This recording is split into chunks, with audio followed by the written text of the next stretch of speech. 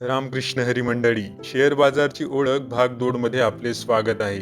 Share market कसे काम करतं हे पाहूया. तर सर्वात पहिले शेअर बाजार म्हणजे काय? शेअर बाजार म्हणजेच एक अशी जागा जिथं कंपन्यांचे शेअर्स विकले आणि खरेदी केले जातात. जसं आपण भाजी मार्केटमध्ये भाजी खरेदी विक्री करतो, तसंच शेअर मार्केटमध्ये शेअर्सची खरेदी विक्री होते.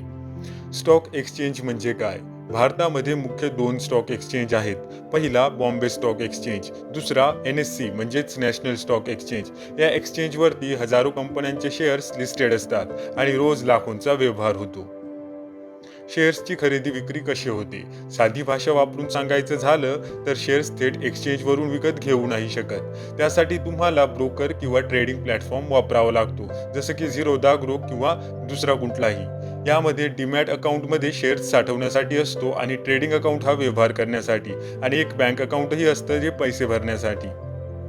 व्यवहार कसा होतो? जर तुम्हाला ABC कंपनीचा शेअर घ्यायचा आहे, तर तुम्ही ट्रेडिंग ॲपमध्ये जाऊन बायवरती क्लिक करा.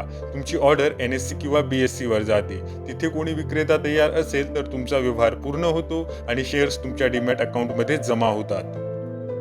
मार्केटची वेळ आणि प्रकार. मार्केटची वेळ सोमवार ते शुक्रवार सकाळी 9:15 ते दुपारी 3:30 वाजेपर्यंतची असते. मार्केट हे 2 प्रकारचे असतं. पहिलं तर प्रायमरी मार्केट. इथं कंपनी पहिल्याच वेळा आपले शेअर्स विकते आणि दुसरं म्हणजे सेकंडरी मार्केट, जिथं शेअर्सची दररोज खरेदी विक्री होते.